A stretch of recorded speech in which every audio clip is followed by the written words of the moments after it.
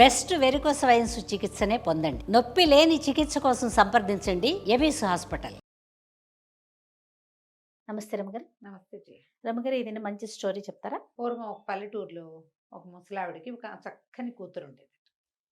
వాళ్ళకి ఏమీ లేదు. వాళ్ళ ఆస్తి అంతా ఏదో జప్తయిపోయింది. భర్త మరణించాక ఆస్తులన్నీ పోగొట్టుకున్నారు. పోగొట్టుకుంటే ఈ పిల్ల బహు చక్కటిది. చుట్టుపక్కల వాళ్ళు కనబడతాయని ఆవిడ అసలు ఆ పిల్లని పెద్దగా బయటికి రానిచ్చేది కాదు. అయితే ఒకసారి ఒక గ్రామాధికారి దగ్గర వీళ్ళ పొలం కొంత చిక్కుకుపోయింది. ఇప్పుడు మాట్లాడడానికి వెళ్తే ఆయన ఎప్పుడో రేపో ఎల్లుండో మీ వాకిట్లో ఇంటికి వస్తానన్నాడు. ఆయన వచ్చేసరికి ఒక 60-65 ఏళ్ళ వాడు. ఆయన పెద్దవాడు. అయితే ఆ సమయానికి ఈ పిల్ల కనపడింది వాళ్ళ అమ్మాయి. కనిపించేసరికల్లా ఆయన ఏమన్నాడు, నీ పిల్లని నాకు ఇచ్చి పెళ్లి చెయ్యి, పిల్ల ఎంతో అందంగా ఉంది, మీ పొలం వదిలేస్తానన్నాడు. ఆవిడంది చిన్న పిల్ల, నేను ఒప్పుకోనంది. ఒప్పుకోననేసరికల్లా ఆయన ఏం చేశాడు, పొలం లాగేసుకుని వీళ్ళ ఇంటి మీదకి ఏదో ఒక తగాదా తెచ్చేవాడు. చుట్టుపక్కల వాళ్ళంతా ఎందుకు గ్రామాధికారితో తగాదా, ఆయన ఒట్టి రౌడీ, మంచివాడు కాదు, పిల్లని ఇచ్చేసేయి, నీకు మాత్రం ఎవరున్నారు, ఏముందిలే ఇక ఆ రోజుల్లో చేసేవాడు. ఆవిడకేంటి ఇంత లేక కలిగిన ఒక్క పిల్ల, అదేమో చక్కటిది, చిన్నపిల్ల, 14 ఏళ్ల పిల్ల, 16 ఏళ్ళు ఉన్నాయి. దానికి ఇంత ముసలివాడితో పెళ్ళేమిటి? పైగా వాళ్ళ ఇంటి చరిత్ర అంత మంచిది కాదు. ఆ కొడుకులు కూడా దుర్మార్గులే. వాళ్ళు ఏం చేస్తారో ఈ పిల్లని, ఇంత చక్కటి పిల్లని. దాంతో ఈవిడేం చేసింది, ఒకనాడు ఒప్పుకుంది పెళ్ళికి. వాళ్ళని మీరు ఏర్పాట్లు చేసుకోండి అని చెప్పింది. ఈ గొడవలు తగ్గిపోయినాయి. వాళ్ళు పెళ్లి ఏర్పాట్లలో పడ్డారు. ఈవిడేం చేస్తుందంటే పిల్లకి మొహానికి ఒక ముసుగు చేయించి, ముక్కు మొహం వంకర టింకరగా ఉండేలాంటిది ముసుగు చేయించుకుని, అమ్మాయి ఈ ముసుగు పెట్టుకో, నీ మొహం ఎవరికి కనపడదు, ఇక్కడి నుంచి పారిపో, కనీసం నువ్వు బతుకుంటావని చెప్పి పిల్లని పంపించేస్తుంది. ఆవిడ బాగా జబ్బు చేసి ఉంది. పిల్ల వెళ్ళిపోయిన 2-3 రోజులకి ఆవిడ కాస్త చనిపోయింది. ఇల్లు గిల్లు ఇదైపోయినా ఈ పిల్ల ఎవరెవరి ఇళ్లలోనో పని చేసుకుంటూ బతికింది. అయితే ఏమైంది, ఒక షావుకారు గారింట్లో చేరింది. దీని మొహం ఎవ్వరికీ కనపడేది కాదు, వంకర టింకర మొహం. మొహానికి ముసుగుండేది కదా, ఈ ముసుగేసుకుని ఉండి నెత్తిమించి కొంగిట కప్పుకుని ఉండేది. వీళ్ళు దీన్ని చూసి అందరు అనేవాళ్ళు, ఏం రూపం రాదింది, రూపసి అని ఎక్కిరిచ్చేవాళ్ళు, రూపసి అని పిలిచేవాళ్ళు. అయితే జమీందార్ గారింట్లో, ఒక షావుకారు గారింట్లో చేరింది. వాళ్ళ ఇంట్లో ఏంటంటే వంట మనిషికి ఏదో ఇబ్బంది అయితే ఓ 2 రోజులు పని చేయడానికి పెట్టుకుని ఈ పిల్ల చక్కగా వంట చేసేది, చాలా బాగా వంట చేసేది. ఆ పిల్ల వంటకి వాళ్ళు బాగా అలవాటు పడ్డారు. ఏడాది అని అర్థం ఉంది. అయితే ఏమైంది, క్రమంగా పిల్ల చేసే పాయసాలు అవి అసలు వాళ్ళ చుట్టాలందరికీ మహా ఇష్టమట. అమ్మాయి పాయసం చేసినప్పుడల్లా చుట్టుపక్కల జనాలు కూడా వచ్చి తాగిపోయేవాళ్ళు, అంత బాగుండేది. అయితే ఒకనాడు ఏమైంది, షావుకారు గారు భార్య ఏదో దేవాలయానికి వెళ్ళారు. వెళ్తే సరే పిల్ల తలుపేసుకుని స్నానం చేస్తోంది లోపల. వాళ్ళు ఏదో ఒక పూజా ద్రవ్యం ఒకటి ఇంట్లో మర్చిపోయామని షావుకారు గారు అబ్బాయిని వెనక్కి పంపించారు. ఈ అబ్బాయి తలుపు కొట్టేసరికల్లా ఈ అమ్మాయి ఏం చేసింది, మరి తలుపు తీయాలి కదా, గబుక్కను పరిగెత్తుకుంటూ వచ్చి తలుపు తీసేసి ఒక్క పరుగులో వెళ్ళిపోయి స్నానాలకు గది వైపుకి వెళ్ళిపోయింది. ఈ వెళ్ళిపోయేటప్పుడు అమ్మాయి ఏం చేసింది, స్నానం చేసేటప్పుడు ఆ ముసుగు ఏం తట్టుతారో ముసుగు తీసి పక్కన పెట్టింది. కొంగైతే కప్పుకుంది, కానీ ఈ అమ్మాయి మొహం కనపడింది వాడికి. 10 సెకండ్లు అందమైన మొహాన్ని చూశాడు. అది వచ్చింది రూపస్ అనుకోవాలి, ఇంకోళ్ళు ఎవరో వచ్చారనుకున్నాడు. అక్కడి నుంచి రూపసి అని కేకలు పెట్టాడు. బాబు స్నానం చేస్తున్నాను, వస్తానని చెప్పింది. మరి ఇంటికి ఎవరు వచ్చారు, నీ స్నేహితురాలు ఎవరైనా వచ్చిందా అని కేకేశాడు. ఎవరు రాలేదు, నేనే ఉన్నాను. స్నానం చేసి వచ్చాక ముసుగేసుకుంది. నేను ఇప్పుడు ఒక అమ్మాయిని చూశాను, నీ అంత ఎత్తే ఉంది, ఆ పిల్ల మొహం ఎంతో బాగుంది. ఆ మాట చెప్పండి, ఇంకో అమ్మాయిని చూశాను, నీ అంత అమ్మాయి అంటే నన్నే చూసావు నువ్వు అంటుంది. నేను చూసింది నిన్ను కాదు, ఆ అమ్మాయి ఎవరో అని అంటాడు. సరే, అక్కడి నుంచి రోజు ఈ పిల్లని పరిశీలించడం మొదలుపెట్టాడు. దీని పాదాలు చేతులు అతి సుకుమారంగా ఉంటాయి, తెలుపు గోల్డ్ అవి చక్కగా వేళ్ళు ఉన్నగా. మొహం బాగోదు, సాధారణంగా మొహం బాగోపోతే వాటి మీదకి ఎవరికి దృష్టి వెళ్ళదు కదా. అవునవును. కానీ వీడు ఇదే సైజ్ అమ్మాయి, నా అమ్మాయికి ఇది అబద్ధం చెప్తోందని చూడగా వీడికి ఏమర్థమైంది, దాని ముక్కు మొహం ఎందుకో వంకర టింకరగా ఉన్నాయి, కానీ దాని జుట్టు బాగుంది, దాని పర్సనాలిటీ బాగుంది, చేతులు పాదాలు చక్కగా అందంగా శుభ్రంగా కనపడుతున్నాయి, మంచి గుడ్ ఫిగర్లో ఉంది పిల్ల, 17-18 ఏళ్ల పిల్ల. గమనించగా ఇతనికి ఏమర్థమైంది, ఈ అమ్మాయే ఆ అమ్మాయి ఖచ్చితంగా. ఈ కనపడుతున్న మొహం మాత్రం కాదు. ఒక 6 నెలలు దాని వెనకాల తిరిగి అది ముసుగు లేకుండా ఇంకోలా ఉంటుందని కనిపెట్టి అక్కడి నుంచి ఈ పని పిల్లని పెళ్లి చేసుకుంటానని పెట్టాడు వాళ్ళ అమ్మ దగ్గర. వాళ్ళమ్మ, ఒరే బాగుండరు, నువ్వు అనాకారిగా ఉన్న పిల్లని చేసుకోవటం ఏంటో, అది ఎంత వంట బాగా చేస్తే మాత్రం, వంట బాగా చేస్తుంది, చాలా రుచిగా చేస్తుంది, చక్కగా అన్ని పనులు చేస్తుంది, బుద్ధిమంతురాలు, కానీ ఇంత వికారమైన పిల్లని చేసుకోవడం ఏంటంటే, అమ్మ అది వికారమైన పిల్ల కాదు అని చెప్పి ఏం చేశాడు, తల్లికి ఈ అమ్మాయి మొహం మీద ఉన్న ముసుగు లాగేసి చూపించేశాడు. ఓహ్! దాంతో తల్లి ఆశ్చర్యపోయింది. ఎంత చక్కటి పిల్ల! కాగడా వేసి వెతికినా మన వాళ్ళలో ఇట్టటి పిల్ల దొరకదు. ఇట్లా ఆలోచించుకుని బతిమలాడుకుని పిల్లనిచ్చి పెళ్లి చేసుకున్నారు. అయితే ఈ పెళ్లి చేసేసరికల్లా ఏమైంది, పెళ్లి చేయటానికి వీళ్ళకి ఒక మంత్రవాది అయిన పురోహితుడు ఒకడొచ్చాడు. హ్మ్. ఆయన కన్ను పడింది ఈ పిల్ల మీద. అయ్యో! ఎంత బాగుంది ఈ పిల్లని ఎట్లాగైనా స్వాధీనపరచుకోవాలనుకున్నాడు. తీసుకెళ్ళిపోవటం కాదు, స్వాధీనం చేసుకోవాలంతే. చూస్తూ ఉండేవాడు వచ్చినప్పుడల్లా పరిశీలనగా. కొంతకాలం గడిచింది. పెళ్ళై 2, 3 సంవత్సరాలైంది. 20 ఏళ్ళు దాటినాయి ఆ పిల్లకి. పిల్లలు కలగలేదని పిల్లల కోసం గురువుగారిని అడిగారు. గురుస్వామిని. అమ్మాయికి సంతానం కలగలేదు ఇంకా పెళ్ళై 3 సంవత్సరాలు అయిపోయింది అని అడిగేసరికల్లా ఈయన ఏమన్నాడు, మాది మనకి రొట్టె విరిగి నేతిలో పడిందని, సరే ఏదో పూజ చేస్తానన్నాడు. పూజ చేస్తానంటే ఈ పిల్లకి మొదటి నుంచి ఆయన చూపులు నచ్చేవి కాదు. హ్మ్. పైగా ఈయన మంత్రవాది. హ్మ్. మగవాడి చూపుని పసిగట్టేస్తారు. ఆడవాళ్ళకి తెలిసిపోతుంది వీడు దురుద్దేశంలో ఉన్నాడు అని. సరే ఏం చేసింది, పూజకు కూర్చోబెట్టారు. పూజకి ఎట్లా కూర్చోబెట్టాలి, ఏకాంతంగా కూర్చోబెట్టాలి. హ్మ్. పూజకు కూర్చోబెడితే ఆయన ఏం చేశాడు, ఆ పూజ ఓం బోం అన్ని డామ్ డేమ్ డిస్కస్ చేసి, అత్తగారు కూడా ఉన్నారు. ఏకాంతమేం కాదు, ఉన్నారు అందరూ కూడా. కొన్ని వక్కలు చేతులు పెట్టి ఇవి నువ్వే తినాలని చెప్పాడు. ఈ పిల్ల ఏం చేసింది, కామ్‌గా ఈ ప్రసాదం చేయటానికి ఆ పాత్రలు, ఈ పాత్రలు అన్నీ పెడితే ఆ పాత్రల్లో జారవిడిచేసింది. హుహు. వేరే వక్కలేదో తనకి ఇంట్లో రొంటిని దోపుకున్నది ఒకటి నోట్లో వేసుకొని నవిలినట్టు చూపించింది. చూపించేసరికి ఇది మధ్యాహ్నం అయిపోయింది పూజ. సరే సాయంకాలానికి గురుస్వామి గారు వెళ్ళిపోయాడు. హ్మ్.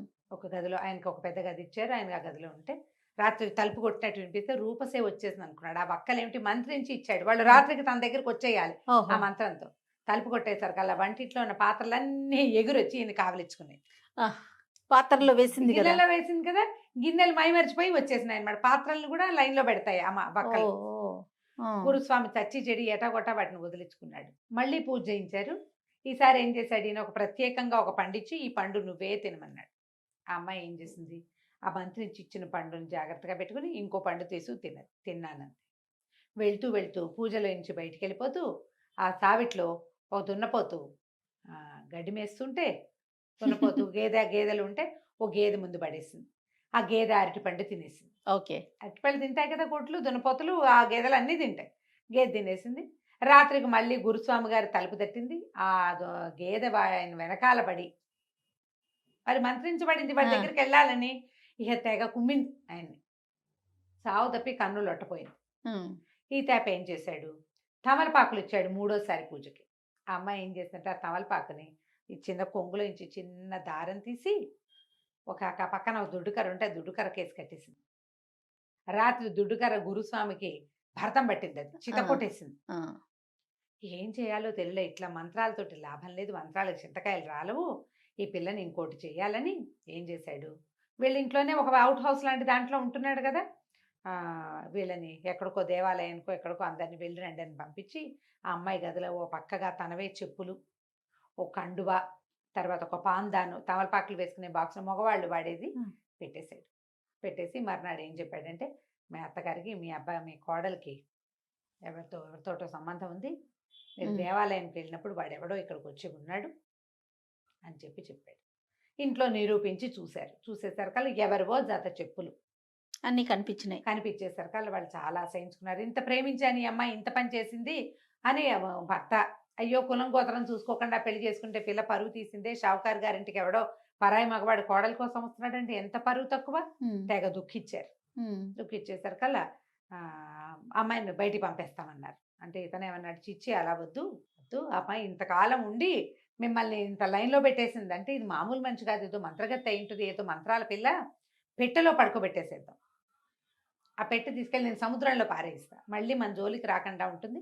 లేతే మీ ఆస్తులన్నీ పోతాయని బెదిరిచ్చాడు. అక్కడి నుంచి ఏమైంది, సరే రాత్రికి ఏదో పాలు కలిపించి పాలల్లో కొంచెం నిద్ర మందు కలిపిచ్చేశారు. ఆ నిద్రపోతున్న అమ్మాయిని పెద్ద పెట్టెలో పెట్టిచ్చి, ఆ పిల్లని ఆ పెట్టెని ఈ గురుస్వామికి అప్పజెప్పారు. ఈయనేం చేశాడు, నలుగురు మనుషులతోటి మోయించుకుని ఇక్కడెక్కడా కాకుండా ఈ ఊరికి కొంచెం దూరంగా ఇంకో చిన్న ఊళ్ళో ఉన్న ఒక పేదరాశి పెద్దమ్మ అతనికి దూరపు చుట్టం. ఆ చుట్టం ఇంట్లో పెట్టించాడు. పెట్టించి ఆవిడకి ఏం చెప్పాడంటే, ఇందులో పిచ్చి కుక్కలున్నాయి. ఇది తీయద్దు, మంత్రించిన కుక్కలు అవి మీద పడతాయి. మరి 2 రోజుల తర్వాత వీటిని నేను వాటి సంగతి నేను చూస్తాను. 2 రోజుల్లో వస్తానని చెప్పాడు. తను ఇంకో చోట కాపురం ఉండటానికి ఏర్పాట్లు చేసుకుందాం అనుకున్నాడు. సరే ఈ పెద్దమ్మ ఏం చేసింది, ఆ పెట్టెను అక్కడే పెట్టి ఆవిడ దారిన ఆవిడ పని చేసుకుంటోంది. 2 రోజులు గడిచిపోయినాయి. పిల్ల లోపల ఆహారం లేదు, గాలి కూడా పెద్దగా రావట్లే, మూలుగుతోంది. మూలుగుతుంటే ఏదో మూలుగు వినపడుతోంది. ఏంట్రా మూలుగు మూలుగు అని ఆ దేతాలు ఆ పెట్టెలో నుంచి వస్తుందనుకో పెట్టె మీద ఇట్ట టక్ టక్ కొట్టంగానే ఆ పిల్ల లోపల నుంచి ఈ తలుపు నేను తీయలేనండి అంది. అనగానే ఆవిడ ఆశ్చర్యపోయింది. ఏంటి కుక్కలు మాట్లాడుతున్నాయి, ఆడపిల్ల గొంతల్లే ఉంది, ఇదేమిటని. అమ్మాయి ఎవరమ్మాయి నువ్వంటే, షావుకారు గారి కోడలండి, నన్ను ఇట్లా నన్నెవరో ఇందులో పెట్టారండి అని చెప్పేసరికల్లా అమ్మో కుక్కలు లేవా, ఎవరితో ఆడపిల్ల మాట్లాడుతోంది, షావుకారు కోడలంటే ఆ మధ్య పెళ్ళైంది, ఆ పెళ్ళే కాబోలని తలుపు తీసేసరికల్లా లోపల పడుకుని కనపడింది పిల్ల. ఆ అమ్మాయిని లేవదీసి ఏమిటమ్మాయి ఏమైందంటే, ఎటా బయట వచ్చానో తెలియదండి, మొన్న రాత్రి పాలు తాగి పడుకున్నాను, శుక్రవారం రాత్రి పాలు తాగి పడుకుంది, శనివారం పోయింది, ఇవాళ అది సోమవారం తెల్లవారిపోయింది. సరే ఆవిడేం చేస్తుంది, పిల్లని లేవదీసి బయటికి తీసుకొచ్చి కాస్త మంచినీళ్ళు ఇచ్చి ఏదో తినడానికి పెట్టి, అసలు ఏం జరిగిందంటే, ఇదిగో ఇలాంటి మీ ఈ పెట్టె ఎవరు తెచ్చారు అని. ఆ పెట్టె తమ అత్తవారింట్లోది, అది గుర్తుపట్టింది, తన గదిలో ఉండే భోషాణమే అది. ఎవరు తీసుకొచ్చారు, మీ గురుస్వామి తీసుకొచ్చాడు. ఆ గురుస్వామి దుర్మార్గుడు ఇప్పటికి 3 ప్రయత్నాలు చేశాడు నన్ను స్వాధీనపరచుకోవడానికి, నేను లొంగట్లేదని ఏదో ఎత్తేసినట్టున్నాడు అని చెప్పేసరికి ఈవిడేమంది, అమ్మాయి ఉండు, నువ్వు అన్నం తిన్నావు కదా, పద నిన్నని చెప్పి తీసుకుపోయి 5-6 ఏళ్ళ అవతల తమ స్నేహితుల ఇంట్లో ఈ పిల్లని బయటికి రానివ్వద్దు, దీన్ని జాగ్రత్తగా చూసుకుంటాను అని అక్కడ అప్పచెప్పొచ్చేసి, అక్కడి నుంచి వాకిట్లో పిచ్చి కుక్కలు కాదు మామూలుగానే ఊర కుక్కలు ఉంటే దాదా అని వాటికి చపాతీలు పెడతానని పిలిచి ఒక్కొక్కని ఎత్తి పెట్లో పడేసి లాక్ చేసేసింది, గడి పెట్టేసింది.